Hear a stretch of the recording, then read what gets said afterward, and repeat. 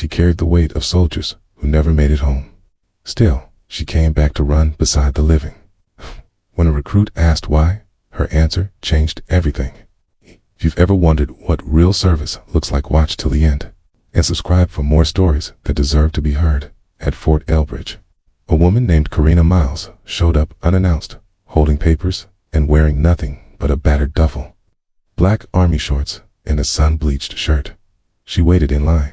Patiently, the admin officer finally looked up. "Ma'am, that's not allowed. If you're not active duty, you can't wear that shirt." No greeting, no thank you for service, just cold policy. Karina's face didn't flinch. She'd seen worse in war zones. Without saying a word, she turned around to leave. She bent down to pick up her bag. Then everything stopped. One clerk across the hall saw it. His eyes widened. His breath caught. The ink on her upper back, 1375 black, precise, and aged just enough to be real. Below it, a ghostly insignia, a hawk mid-dive, wings stretched, talons down. He knew that unit. Everyone in intelligence had heard the whispers. They were the ones who went in when no one else would, who stayed behind when everyone else left. They called them Ghost Guard, not because they were dead, but because they weren't supposed to exist. He whispered, "Holy hell, she's one of them." Someone called the duty captain. Someone else pulled restricted records. Phones started ringing. Doors slammed. Outside, Karina walked quietly toward her truck. Behind her, the entire base was beginning to spin, because they hadn't just dismissed an old vet. They dismissed the woman who'd once led a blackout operation under full fire and never asked for credit. And that tattoo, that was her silent war medal. Karina Miles had taken a quiet seat near the motor pool. She didn't look upset, just reflective. Okay, like someone who had been here before, in another life. Inside the building, storm was brewing. Someone had recognized the hawk tattoo. Someone else had pulled an old clearance file marked eyes only. Then came the call from command. Verify and stand down. She's not to be challenged again. Colonel Darnell knew what had to be done. He stepped out of the building in full view, walked across the track, boots echoing. He stopped in front of her. "Where'd you get that, Mark?" Karina didn't look surprised. "Desert Gate, 02. We were the last team out." Darnell's face shifted. "My brother was reconned. Team lead. He always said a shadow pulled him from the fire. Said he didn't even see a face, just wings. We thought it was a ghost story." Karina gave a faint nod. "Sometimes ghosts have names." He stared at her for a moment, then took one step back and saluted. It was sharp, public, the kind of salute people don't give to used tubies. The young soldiers nearby froze. One of them whispered, "Wait." The colonel saluted her. Darnell's voice was firm.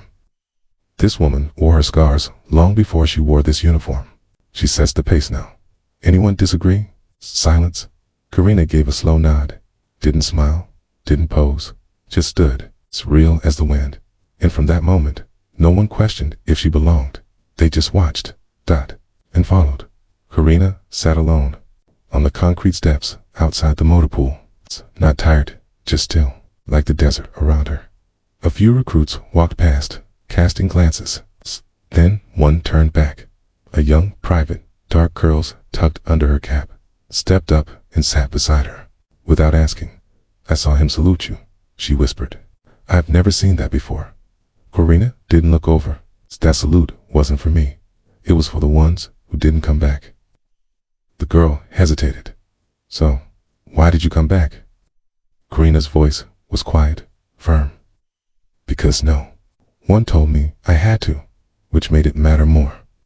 She finally turned to look at the girl. People think strength is loud, commanding, shiny medals and loud speeches. But it's not, the private asked. "No," Karina said. "Strength is choosing to carry the weight, even when no one sees it." She looked back at the horizon. "I carry ghosts, but I came back to help the living understand how to walk forward while holding that weight." "K." The private swallowed hard. "Were you scared?" Karina paused. "Yes, but I ran anyway. And when everyone else fell back, I stayed." Not because I was brave, because someone had to. The recruit's eyes were glassy now. Karina placed a hand on her shoulder. You'll face it too, one day. The mission falling apart. It's people counting on you. In that moment, don't think about being a hero. Think about standing. It's what holds the line. The girl nodded slowly, and as Karina stood to leave, something shifted in the air. She wasn't a relic of war anymore. She was a teacher, and to that young soldier, she wasn't a shadow of the past. She was the future in motion. Angela didn't return for recognition.